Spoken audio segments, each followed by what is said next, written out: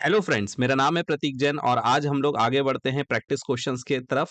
हम लोगों ने already 2D array, 3D array और मल्टी डायमेंशनल एरे किस तरह से बनता है, किस तरह से उसको हम एक्सेस कर सकते हैं, वो सब हमने पढ़ लिया है। अब कुछ प्रैक्टिस क्वेश्चंस करते हैं कि इस पर बेस्ड क्वेश्चंस किस तरीके से कंपनी में पूछे जा सकते हैं। तो अब ये जो मैं क्वेश्चन आप लोगों से आज डिस्कस करने वाला हूँ, इस तरीके के क्वेश्चंस ऑलरेडी एमएनसीज कंपनी में पूछे गए। इवन सेम यही क्वेश्चन मुझसे अमेजॉन के इंटरव्यू में पूछा गया था। ठीक है, तो यहां पर ये क्या बोल रहा है, rotate the matrix bye 90 degree in the clockwise direction. हमें क्या करना है कि हमें हमें एक मैट्रिक्स दी है 2 डायमेंशनल एरे की और हमें उस मैट्रिक्स को 90 डिग्री क्लॉकवाइज डायरेक्शन में रोटेट करना है। अब क्वेश्चन को किसी भी तरह से ट्विस्ट किया जा सकता है, क्लॉकवाइज डायरेक्शन में बोला जा सकता है, एंटी क्लॉकवाइज डायरेक्शन में बोला जा सकता है, 90 डिग्री बोला जा सकता है, 180 डिग्री बोला जा सकता है। किसी भी तरह से इस क्वेश्चन को ट्विस्ट किया जा सकता है। ठीक है, राइट रोटेटेड बोला जा सकता है, मिरर इमेज बोला जा सकता है। इस तरीके से इसके अलग अलग नाम दिए जा सकते हैं। ठीक है, तो यहाँ पर पहले क्वेश्चन को अच्छे से समझते हैं और फिर समझते हैं कि इस तरीके का अगर क्वेश्चन अगर आपके पास आता है तो उसका सॉल्यूशन आप किस तरीके से निकालोगे। ठीक है ना? तो यहां पर हमें किसी का कोड रटना नहीं है, हमें ये सोचना है कि अगर मुझे इस तरीके का क्वेश्चन अगर मेरे पास आता है तो इसका सॉल्यूशन मैं किस तरीके से फाइंड करूंगा, ये मुझे सोचना है। तो सबसे पहले आपको फोकस करना है इस इमेज के ऊपर।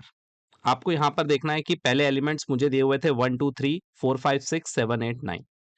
अब इसको अगर मैं 90 डिग्री एंटी क्लॉकवाइज डायरेक्शन में अगर मैं रोटेट कर रहा हूं, तो आपको पता है कि अगर ये आपकी क्लॉक है और अगर मैं आपसे बोल रहा हूँ कि मुझे 90 डिग्री रोटेट करना है क्लॉकवाइज डायरेक्शन में, तो क्लॉकवाइज डायरेक्शन ये वाला होता है।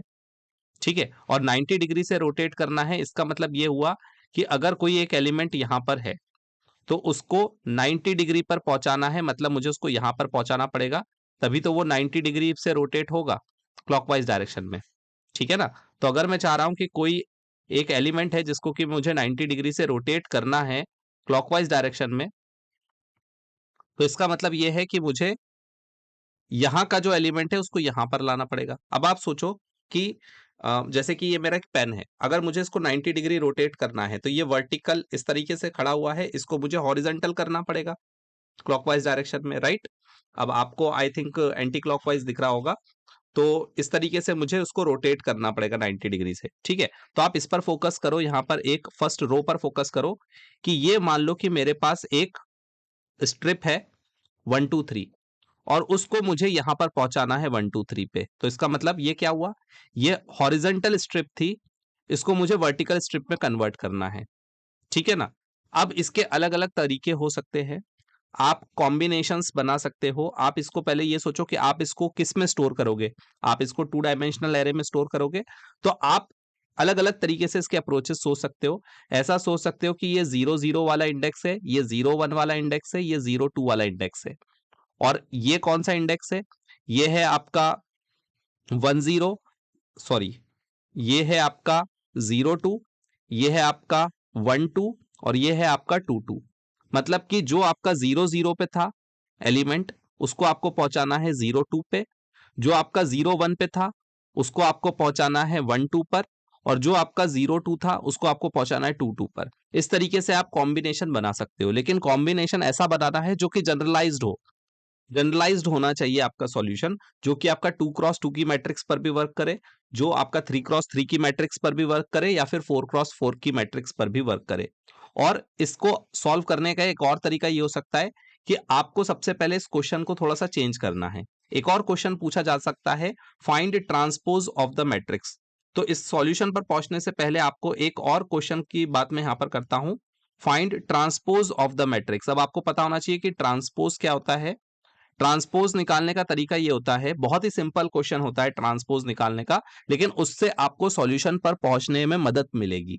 देखो, अगर मान लो कि मेरे पास एलिमेंट्स है 1 2 3 4 5 6 7 8 9, और अगर मैं आपसे ये कहता हूं कि मुझे इस मैट्रिक्स का ट्रांसपोज निकालना है, तो इसका ट्रांसपोज क्या होता है? ट्रांसपोज मतलब ये होता है कि रोज जो है वो कॉलम्स में इंटरचेंज हो जाएंगे।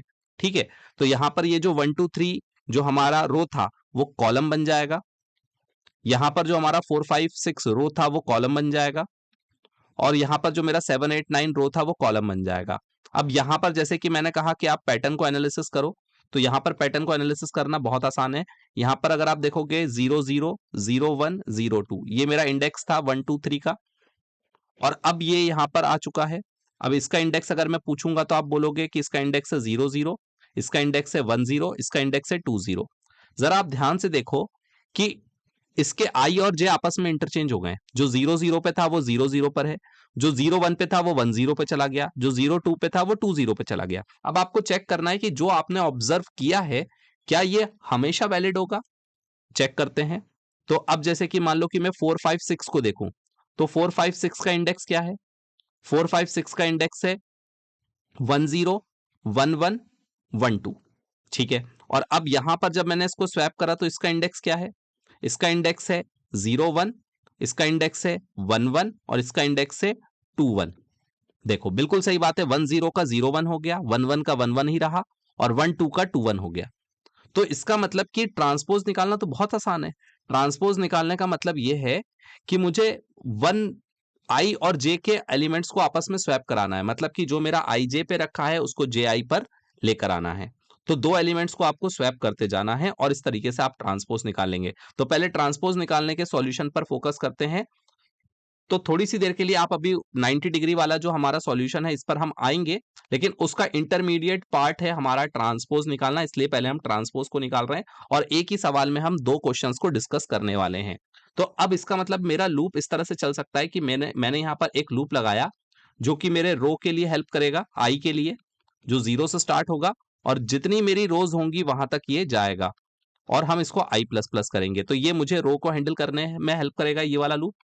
और फिर मैं एक और लूप लगाऊंगा जो कि j इक्वल टू 0 से स्टार्ट होगा, j लेस देन, ये कॉलम के लिए मुझे हेल्प करेगा कि कॉलम को हैंडल करने के लिए, और j प्लस प्लस। अब मुझे क्या करना है? मुझे मैट्रिक्स के i और j को इंटरचेंज करना है। तो इसके लिए मैं स्वैप करने के लिए मैं टेम्पररी वेरिएबल ले लेता हूं, और आपको स्वैप करने का कोड आना चाहिए, दो नंबर्स को स्वैप करने का कोड। तो पहले मैं क्या करूंगा कि जो भी मेरा मैट्रिक्स होगा उसका आई जे वाले एलिमेंट को मैं सेव कर लूंगा एक टेम्पररी वेरिएबल में, और फिर उस आई जे वाले मैट्रिक्स में, उस आई जे वाले मैट्रिक्स में मैं क्या रख दूंगा? जे आई वाला एलिमेंट, क्योंकि मैंने देखा कि मुझे रोज और कॉलम्स जो है उनके आई और जे को इंटरचेंज करना है।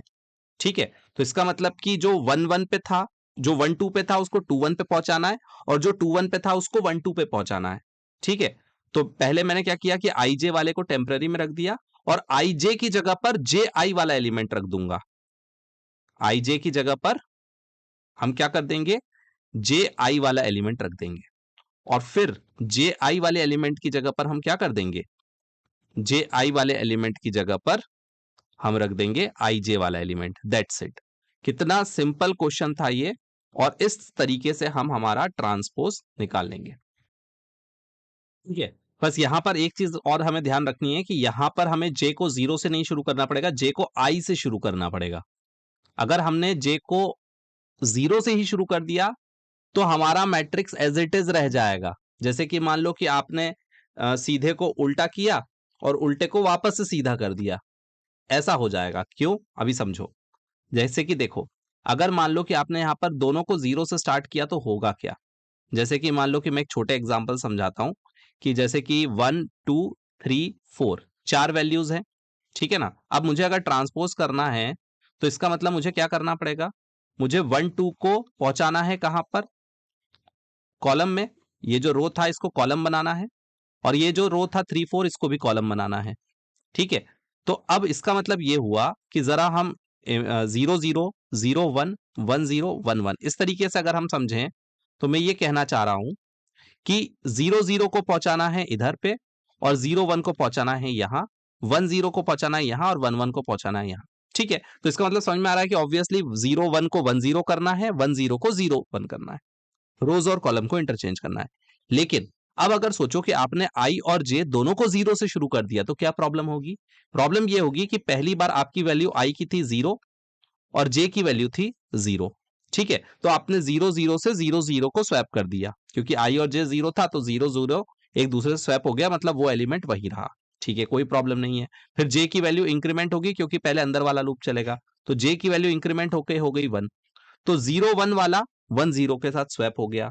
ठीक है, वो भी कोई प्रॉब्लम नहीं है कि आपका 0 0 वाला 0 0 पे रहा और ये दोनों आपस में स्वैप हो गए, मतलब 0 1 वाला 1 0 बन गया और 1 0 वाला 0 1 बन गया।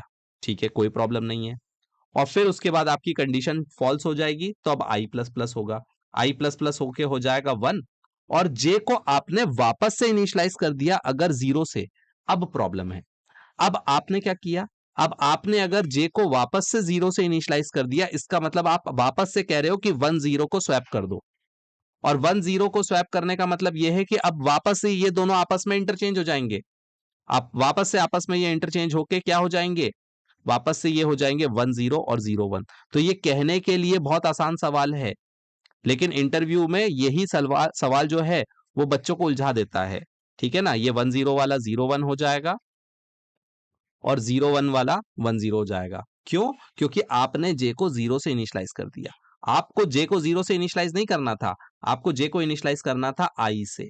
अगर आप आई से इनिशियलाइज करते तो ये प्रॉब्लम नहीं होती। अगर आप आई से इनिशियलाइज करते तो ये 1 होता और 1 1 आपस में स्वैप होता, और 1 1 आपस में स्वैप होता तो आपका ये दोबारा से स्वैप ना होके 1 1 वाला अपनी पोजीशन पर ही रहता। अगर आपको मेरी बात नहीं समझ में आई है तो ड्राई रन करके देखना पड़ेगा, तभी ये बात समझ में आएगी। नहीं तो पता चला कि इंटरव्यू में आपसे सिंपल सा क्वेश्चन पूछा कि बताओ ट्रांसपोज निकालो, और आप ट्रांसपोज निकालने का कोड तो लिख दिया, लेकिन आपका आउटपुट में कोई चेंज नहीं आ रहा है। जैसा आपने इनपुट दिया था same as it is output आ रहा है, और आपको ये नहीं समझ में आ रहा कि ऐसा हो क्यों रहा है। आपको लगेगा कि आपका कोड नहीं चल रहा, आपका कोड चल रहा है, लेकिन आप उसको 2 बार स्वैप कर रहे हो। अब आपने अगर ट्रांसपोज का ट्रांसपोज ले लिया तो वही का वही मैट्रिक्स वापस से आ जाएगा ना। आप लोगों ने प्रॉपर्टी पढ़ी होगी कि अगर आपका मैट्रिक्स ए है और अगर आपने उसके ट्रांसपोज का ट्रांसपोज ले लिया तो वापस से ए आ जाएगा। वही आप यहां पे कर रहे हो, अगर आपने यहां पर 0 लिख दिया है तो मतलब आप वहां पर 2 बार ट्रांसपोज ले रहे हो और आपको लेना एक ही बार था। तो आपको यह बात बिल्कुल ध्यान रखनी है कि आपको यहां पर जे को आई से इनिशियलाइज। तो इस तरीके से हम क्या कर सकते हैं कि हमारे जो मैट्रिक्स है उसका मैं ट्रांसपोज निकाल लूंगा। ठीक है, तो चलो मैंने ट्रांसपोज तो निकालना सीख लिया। अब ट्रांसपोज निकालने का फायदा क्या हुआ, मुझे तो 90 डिग्री से रोटेट करना था। तो 90 डिग्री से रोटेट करने में ट्रांसपोज मेरी क्या हेल्प करेगा, बिल्कुल हेल्प करेगा। देखो अब जरा ध्यान से फोकस करो इस रिजल्ट को, इस रिजल्ट को और इस रिजल्ट को फोकस करो जरा ध्यान से। यहां पे मुझे क्या चाहिए था, यहां पे मुझे चाहिए था 4 5 6, राइट। और यहां पर भी आप देखो मेरे पास क्या आ चुका है 4 5 6, मतलब ट्रांसपोज लेने पर मेरा मिडिल वाला कॉलम बिल्कुल अपनी सही जगह पर आ गया। और यहां पर मेरे पास है 1 2 3, और यहां पर आ चुका है मेरे पास 1 2 3। यहां पर है मेरे पास 7 8 9, और यहां पर मेरे पास आ चुका है 7 8 9। मतलब अब मुझे क्या करना पड़ेगा, अब मुझे रिक्वायर्ड रिजल्ट लाने के लिए मुझे ये दोनों कॉलम्स को आपस में इंटरचेंज करना है। मतलब कि यहां पर मुझे 7 8 9 चाहिए, बल्कि अभी मेरे पास 7 8 9 लास्ट कॉलम पे है। तो जो मेरा लास्ट कॉलम है उसको फर्स्ट कॉलम बनाना पड़ेगा, और जो फर्स्ट कॉलम है उसको लास्ट कॉलम बनाना पड़ेगा। मतलब मुझे अब आपस में इनको इंटरचेंज करने की जरूरत है। तो बहुत ही आसान हो गया इसका काम। तो इसका मतलब यह है कि अगर मुझे 90 डिग्री से रोटेट करना है तो पहली स्टेप मेरी ये होगी कि पहले मैं उस मैट्रिक्स का ट्रांसपोज निकाल लूं, और फिर उसके रोज और कॉलम्स को इंटरचेंज कर दूं, कि मेरा फर्स्ट रो को थर्ड वाले रो से स्वैप कर दूं, और थर्ड वाले कॉलम को मैं फर्स्ट वाले रो कॉलम से स्वैप कर दूं। तो इन दोनों को मुझे स्वैप करना पड़ेगा, और स्वैप करने का लॉजिक थोड़ा सा मैं सोच लेता हूं। तो मैं एक इसको मान लेता हूं थोड़ी सी देर के लिए लो, और इसको मैं मान लेता हूं थोड़ी सी देर के लिए हाई। हाई मतलब लास्ट वाला कॉलम, और लो मतलब फर्स्ट वाला कॉलम। ठीक है ना। अब रो तो मेरे पास सेम रहेगी। अब आप बताओ कि 1 को 7 के साथ स्वैप करना है, तो 1 को 7 के साथ स्वैप करना है तो दोनों का रो नंबर तो सेम होगा ना। अगर मुझे 2 को 8 के साथ स्वैप करना है तो 2 और 8 का रो नंबर सेम होगा। 3 और 9 को स्वैप करना है तो 3 और 9 का रो नंबर सेम होगा। चेंज क्या होगा, चेंज होगा सिर्फ और सिर्फ कॉलम। और जो चीज चेंज होती है उसके लिए मुझे वेरिएबल लेना पड़ता है। तो यहां पर मैंने एक वेरिएबल ले लिया लो, और एक वेरिएबल मैंने ले लिया हाई। ठीक है ना। तो लो की वैल्यू 0 होगी और हाई की वैल्यू 2 होगी। तो इसका मतलब यह हुआ कि अब मैं सिंपली क्या लिखूंगा, अब मैं स्वैप करवाऊंगा किसको, अब मैं स्वैप का कोड लिखूंगा सिंपली इस तरीके से कि एक लूप चलाऊंगा मैं जो कि नंबर ऑफ रोज के लिए चलेगा। पहले मुझे फर्स्ट रो के एलिमेंट को स्वैप करना है, फिर मुझे सेकंड रो के एलिमेंट को स्वैप करना है, फिर मुझे थर्ड रो के एलिमेंट को स्वैप करना है। तो मैं यहां पे लिखूंगा कि मुझे लूप चलाना है i इक्वल टू 0 से लेकर जब तक मेरे पास रो नहीं आ जाता तब तक मुझे अपना लूप चलाना है। तो ये मेरा i जो है हेल्प करेगा रो को मेंटेन करने के लिए, ठीक है। और मान के चलो कि मेरे पास लो और हाई नाम का वेरिएबल मैंने ऊपर डिक्लेयर कर दिया है। लो को असाइन कर दिया है 0 से और हाई को असाइन कर दिया है नंबर ऑफ कॉलम से, ठीक है ना, कॉलम -1 से, क्योंकि इंडेक्स जो है वो 0 से स्टार्ट हो रहा है, ठीक है। तो अब मुझे क्या करना है, अब मुझे सिंपली ये करना है कि फिर से मुझे स्वैप का कोड लिखना पड़ेगा। तो एक मैं टेम्पररी वेरिएबल ले लूंगा और मैं अपने मैट्रिक्स के रो को चेंज नहीं करूंगा, रो मेरा आई रहेगा। रो मैंने 0 सिलेक्ट किया तो रो मेरा आई रहेगा। और कॉलम कौन सा है मेरा, कॉलम नंबर लो। तो लो और हाई वाले को मेरे को स्वैप करना है, ठीक है। तो अब मैं क्या कहूंगा, मैं कहूंगा कि मेरी रो तो वही रहेगी, लेकिन जो मेरा लो वाला कॉलम है, जो मेरा लो वाला कॉलम है उसको मुझे स्वैप करवाना है हाई वाले कॉलम के साथ। तो मुझे बताओ कि हाई और लो में रो नंबर तो सेम रहेगा, पहला वाला इंडेक्स रो बताता है, तो रो तो दोनों का सेम रहेगा, कॉलम चेंज होगा, इसका लो रहेगा और इसका हाई रहेगा, राइट। तो इससे हुआ क्या, इससे हुआ ये कि यहां पर मैंने अपना आई को फिक्स रखा है। आई को फिक्स रखा है इसका मतलब मेरा रो फिक्स है, कॉलम अलग अलग होगा, ठीक है। और फिर मैं क्या करूंगा, अपने हाई वाले में लो रख दूंगा, ठीक है ना। फिर मैं अपने हाई वाले में क्या रख दूंगा, हाई वाले में लो रख दूंगा। और लो किस में रखा हुआ है, टी वेरिएबल में। तो ये तो स्वैप करने का कोड है। तो हमने क्या किया, आई फिक्स रखा है, तो पहले आई की वैल्यू 0 होगी, पहले आई की वैल्यू 0 होगी तो 0 रो वाले एलिमेंट स्वैप हो जाएंगे। फिर आई की वैल्यू 1 होगी तो 1 वाले एलिमेंट स्वैप हो जाएंगे। फिर आई की वैल्यू 2 होगी तो 2 वाले एलिमेंट स्वैप हो जाएंगे। और मेरा लो और हाई तो 0 और 2 ही है। लेकिन ये कोड वर्क करेगा सिर्फ 3x3 के लिए। अब मुझे ये सोचना है कि क्या मेरा ये लॉजिक 4x4 के लिए भी वर्क करेगा। चलो तो पहले 4x4 का लॉजिक समझते हैं। तो यहां पर आप देखो कि मेरे पास ये 4x4 की मैट्रिक्स है। तो सबसे पहले मैंने इसका ट्रांसपोज लिया, तो यहां पर मेरा 1 2 3 4 था, इसको मैंने ट्रांसपोज ले लिया तो ये जो रो है ये कॉलम में चेंज हो गया, ठीक है। तो मैंने सारे रोज का ट्रांसपोज ले लिया 5 6 7 8, तो 5 6 7 8 जो रो था वो कॉलम हो गया। तो हमने सारे जो हमारे एलिमेंट्स हैं उनका ट्रांसपोज ले लिया। तो पहले मैंने अपने रोज को कॉलम्स में कन्वर्ट कर दिया और फिर उसके बाद मुझे रोटेशन करना था, तो इसका मतलब इन दोनों को मैंने इंटरचेंज कर दिया। तो इन दोनों को इंटरचेंज कर दिया तो 1 2 3 4 मेरा लास्ट कॉलम में चला गया और 13 14 15 16 मेरा फर्स्ट कॉलम में आ गया। लेकिन उसके बावजूद भी मुझे काम मेरा कंप्लीट होगा नहीं, मुझे यहां पर इन दोनों को भी इंटरचेंज करवाना पड़ेगा। तो ये 5 6 7 8 को मुझे लिखना पड़ेगा यहां पर 5 6 7 8, और 9 10 11 12 को जो मेरा थर्ड कॉलम था उसको मुझे सेकंड कॉलम में लिखना पड़ेगा। तब मेरा रोटेशन हो पाएगा। देखो बिल्कुल प्रॉपर रोटेशन हो गया है। मेरा 1 2 3 4 जो कि मेरा हॉरिजेंटल था वो मेरा यहां पर वर्टिकल बन गया लास्ट कॉलम में, है ना। जो मेरा 13 14 15 16 जो मेरा लास्ट कॉलम था वो मेरा फर्स्ट कॉलम में वर्टिकल बन गया। तो बिल्कुल मेरा 90 डिग्री से प्रॉपरली रोटेट हो गया।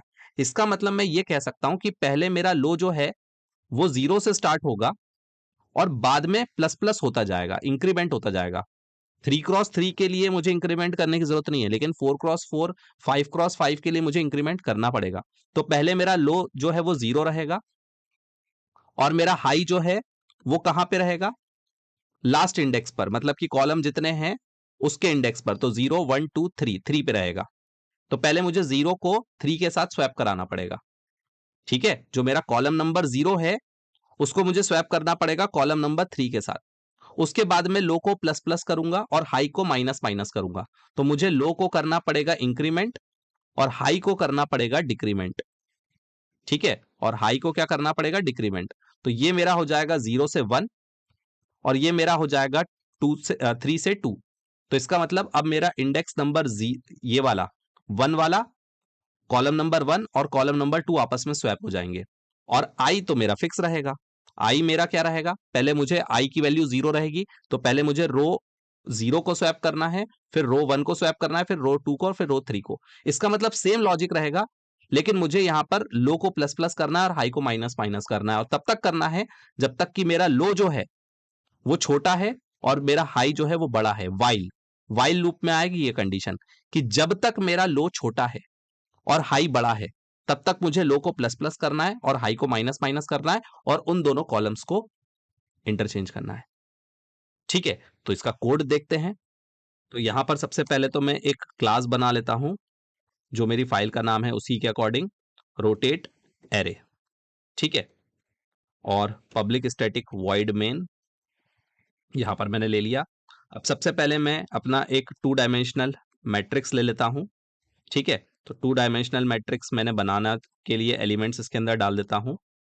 तो पहले रो में मैं एलिमेंट्स डाल देता हूं 1 2 3, 1 2 3, और फिर सेकेंड रो में मैं एलिमेंट्स डाल देता हूं 4 5 6, और फिर थर्ड रो में मैं एलिमेंट्स डाल देता हूं अपने 7 8 9।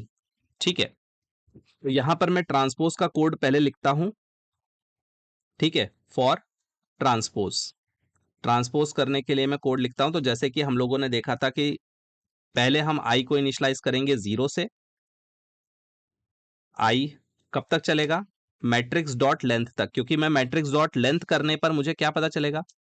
आपको मैंने बताया था कि अगर मैं एरे का नाम डॉट लेंथ करता हूं 2 डायमेंशनल एरे के लिए, अगर 2 डायमेंशनल एरे के केस में अगर हम एरे का नाम डॉट लेंथ करते हैं तो ये बताता है नंबर ऑफ रोज।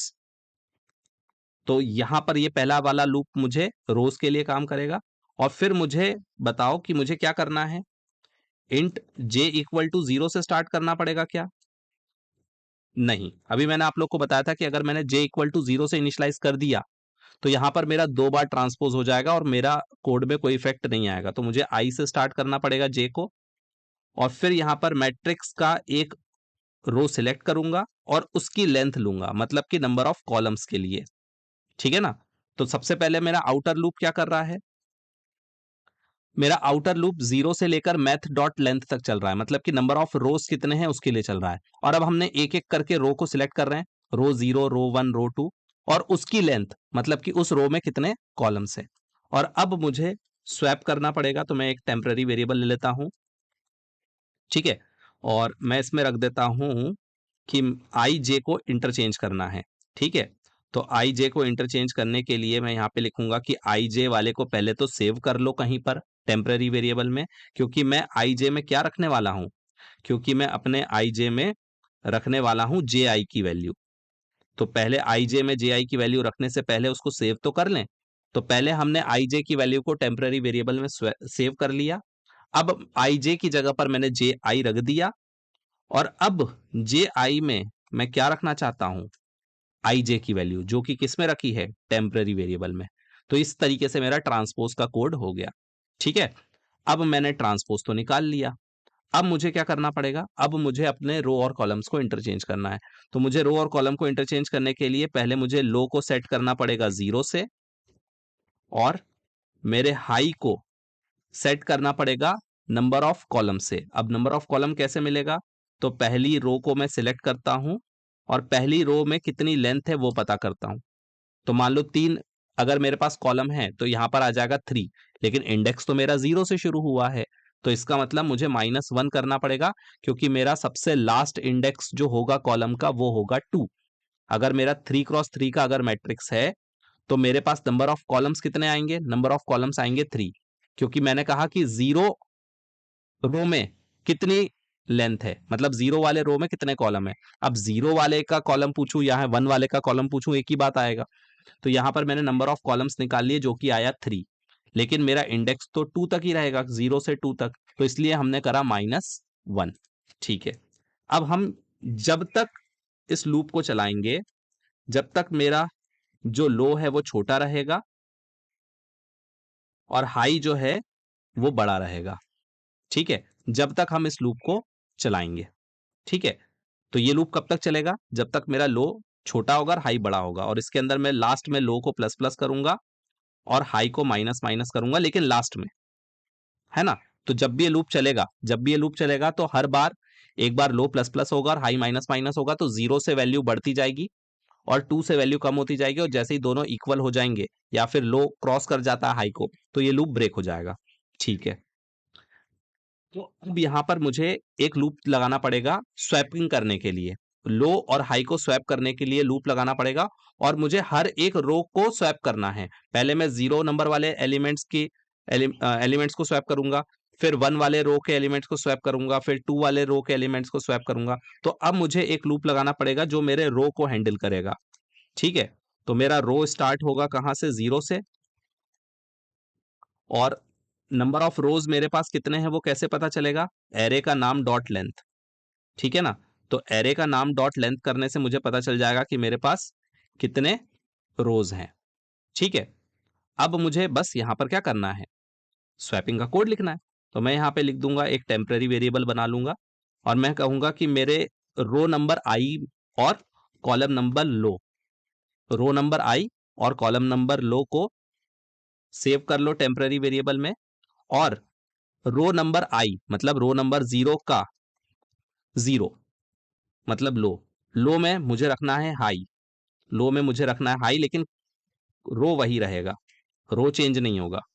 ठीक है ना, तो देखो दोनों में आई है, यहां पर भी आई है और यहां पर भी आई है, मतलब रो सेम है, 0th रो की बात कर रहा हूं मैं अभी, लेकिन कॉलम चेंज है। यहां पर कॉलम है 0 और यहां पे कॉलम है 2, तो 0 और 2 वाले को इंटरचेंज कर रहा हूं मैं।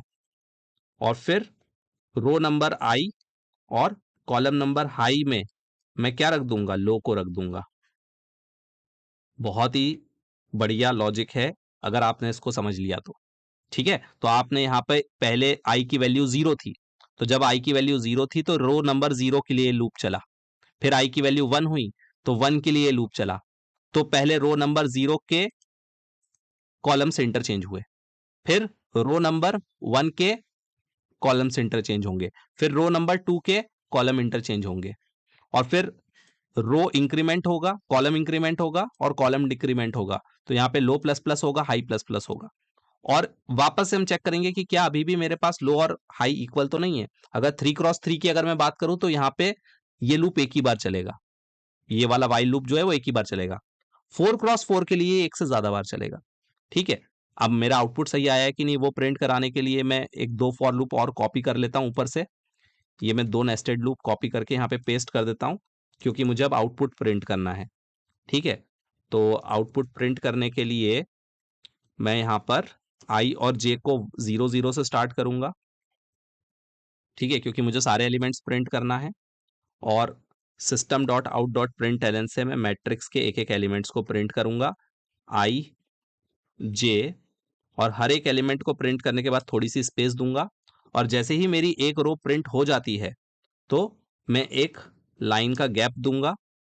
ठीक है, यहाँ पर एक जे लेस देन कंडीशन नहीं लगाई है हमने, है ना, जे लेस देन वाली कंडीशन भी हमें लगानी पड़ेगी, और यहाँ पर जहां से हमने कॉपी किया था वहां पर भी हमने जे लेस देन वाली कंडीशन नहीं लगाई है ना, आई लेस देन होना चाहिए और जे लेस देन होना चाहिए। ठीक है, तो ये सब हमने लिख लिया, और यहाँ पर भी हमने गड़बड़ी कर दी है, यहाँ पर हमें टेम्प लिखना था, है ना। देखो ये आईडी का थोड़ा सा फायदा होता है, देखो कैसे एरर पकड़ में आ गई, यहाँ पर मुझे येलो लाइन दिख गई, तो येलो लाइन का मतलब ये होता है कि ये अनयूज्ड वेरिएबल है, इसका हमने यूज ही नहीं किया, तो टेम्पररी वेरिएबल को तो यूज करना था मुझे, तो ये येलो लाइन देख के मुझे याद आ गया कि अच्छा मैंने इस वेरिएबल को तो यूज ही नहीं किया। ठीक है, तो ये आईडी थोड़ा थोड़ा हेल्प कर देता है। तो यहाँ पर अब हम इस कोड को रन करके देखते हैं। तो जैसे ही मैंने इसको रन किया, देखो हमारा आउटपुट जैसा आना चाहिए था वैसे ही आया है। 1 2 3 जो मेरा फर्स्ट रो था वो लास्ट कॉलम बन गया, जो 4 5 6 जो कि सेकंड रो था वो सेकंड कॉलम बन गया, और 7 8 9 जो कि थर्ड रो था वो मेरा फर्स्ट कॉलम बन गया। अब इसको 4x4 के लिए भी चेक कर लेते हैं कि क्या ये 4x4 के लिए भी वर्क करेगा। तो मैं यहां पर लिख देता हूं 1 2 3 4, और फिर यहां पे मैं लिख देता हूं 5 6 7 8, और फिर यहां पर मैं लिख देता हूं 9 10 11 12, और एक कॉलम और एक रो और इंक्रीज कर देता हूं 13 14 15 16। तो ये मेरा 4x4 का मैट्रिक्स मैंने ले लिया है, और अब इसको एग्जीक्यूट करते हैं। तो यहां पर भी देखो बिल्कुल सही आंसर आ रहा है, 1 2 3 4 मेरा फर्स्ट रो था वो मेरा लास्ट कॉलम बन गया, 5 6 7 8 जो कि मेरा सेकंड कॉलम सेकंड रो था वो मेरा सेकंड लास्ट कॉलम बन गया है, 9 10 11 12 जो कि मेरा थर्ड रो है वो मेरा सेकंड कॉलम बन चुका है, और 13 14 15 16 जो कि मेरा लास्ट रो था वो मेरा फर्स्ट कॉलम बन चुका है। ठीक है, और इसकी अगर मैं टाइम कॉम्प्लेक्सिटी की बात करूं तो ऑर्डर ऑफ एन स्क्वायर इसकी टाइम कॉम्प्लेक्सिटी होगी, क्योंकि हमने यहाँ पर 2 नेस्टेड लूप मैक्सिमम यूज किया है। ठीक है, तो अगर आप लोग को ये सीरीज जो है डीएसए इन जावा की वो अगर पसंद आ रही हो तो ज्यादा से ज्यादा लोगों को शेयर करो, आपके फ्रेंड्स को बताओ, क्योंकि इस तरह की प्लेलिस्ट अगर आपको हेल्प कर रही है आपको ग्रोथ करने में, तो आपके फ्रेंड्स को भी ये हेल्प करना चाहिए। और आपका एक शेयर मुझे मोटिवेट करता है नए नए वीडियोस बनाने के लिए। मिलते हैं नेक्स्ट वीडियो में, till then thank you very much.